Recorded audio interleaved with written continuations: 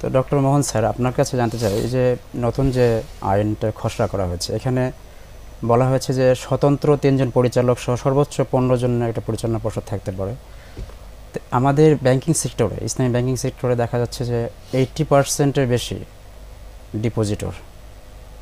এখানে স্বতন্ত্র পরিচালকের একটা সুযোগ রাখা হচ্ছে এবং বাদ বাকিটা হচ্ছে যারা এই শেয়ার হোল্ডার, যারা এই ডিপোজিটরদের স্বার্থ রক্ষার্থে তাদের প্রতিনিধিত্ব করার যে সুযোগ, এটা আগের আইনেও ছিল না, এই খসড়া আইনেও নাই। এই বিষয়টাকে আপনি কিভাবে দেখছেন? না, যারা ডিপোজিটার আছেন এদের জন্য স্বার্থ সংরক্ষণের জন্য যে ডিপোজিটারের পক্ষ থেকে একজন স্বতন্ত্র পরিচালক থাকে, এরকম আমি কিছু মনে করি না।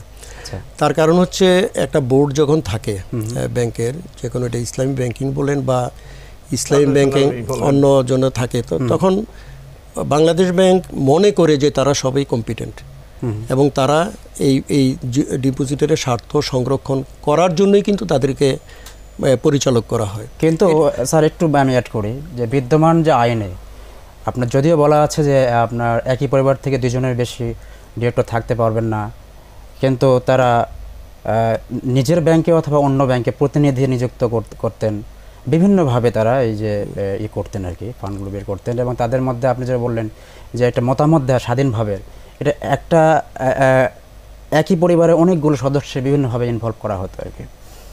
তো ডিপোজিটরদের স্বার্থে কথা বলার ক্ষেত্রে স্বতন্ত্র ডাইরেক্টরের কথা যদি বলেন, তাদেরকেও কিন্তু তাদেরই মানে পিপলদেরকে সেট করা হতো। তো সেই কারণে ডিপোজিটরদের স্বার্থ রক্ষা সেভাবে হয় না। এই ডিপোজিটরদের স্বার্থ রক্ষা তাদের পক্ষ থেকে যদি 2 জন বা 3 জনকে প্রতিনিধি নিযুক্ত করা যায়, সে বিষয়টাকে সেটা ভাবা যায়, কিন্তু আমি যে মূল কথাটা বলতে চাচ্ছিলাম যে আসলে যেভাবে আমরা আলোচনাটা শুরু করেছিলাম, সুশাসন সব জায়গায় যদি তার দায়িত্বটা তিনি সঠিকভাবে পালন করেন, ডিপোজিটারের পক্ষে থেকে থাকা না থাকার বিষয়টা নাই, এখানে সবচেয়ে বেশি জরুরি না। তার কারণ হচ্ছে তাদের দায়িত্বটা হচ্ছে ব্যাংকের সবগুলো জায়গায় যেই স্বার্থ আছে, যাদের ডিপোজিটের স্বার্থ আছে এবং শেয়ার হোল্ডারের স্বার্থ আছে, এগুলো তারা সংরক্ষণ করবেন।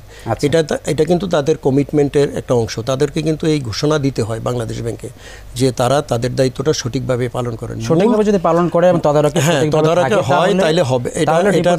আসলে এটা কোনো দরকার নাই। কারণ ডিপোজিটার শেয়ার যখন আমাদের এজিএম হয়, তখন কিন্তু ডিপোজিটার এবং যারা শেয়ার সবাই কিন্তু কথা বলেন। এটা সুশাসন যদি নিশ্চিত হয়, তাহলে আমার মনে হয় যে আলাদাভাবে একজন কথা বলবেন এটার দরকার হয় না। এটা আসলে বাংলাদেশে এইটাই দরকার, সুশাসন। একেবারে শেষ পর্যায়ে চলে এসেছি অনুষ্ঠানের।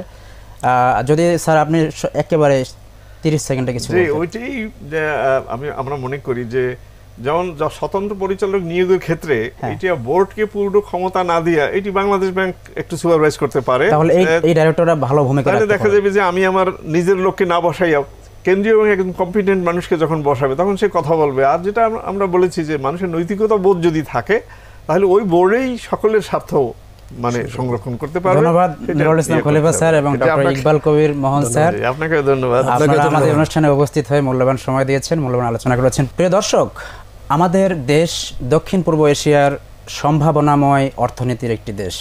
এদেশে ইসলামী ব্যাংকিংয়ের প্রসারের ক্ষেত্রে অপরিমেয় সুযোগ ও সম্ভাবনা রয়েছে, কিন্তু অত্যন্ত দুঃখজনক হলেও সত্য যে দীর্ঘদিন ধরে এদেশের মানুষ এবং অর্থনীতি ভুল নেতৃত্বের দ্বারা পরিচালিত হয়ে এসেছে। সময় এসেছে ঘুরে দাঁড়াবার। দক্ষ যোগ্য নেতৃত্ব এবং যথার্থ আইনি কাঠামোর সমন্বয় ঘটাতে পারলে ইসলামী ব্যাংকিং ব্যবস্থা, ইসলামী অর্থ ব্যবস্থার সফলতার পথে গুরুত্বপূর্ণ ভূমিকা রাখতে সক্ষম হবে। আজ এ পর্যন্তই, আবার দেখা হবে। সে পর্যন্ত আল্লাহ আমাদের সবাইকে সুস্থ রাখুন, ভালো রাখুন, হায়াতে তাইয়্যিবা দান করুন, সে আবেদন রেখে বিদায় নিচ্ছি। সুবহানাকা আল্লাহুম্মা বিহামদিকা আশহাদু আল্লা ইলাহা ইল্লা আনতা আস্তাগফিরুকা ওয়া আতুবু ইলাইক।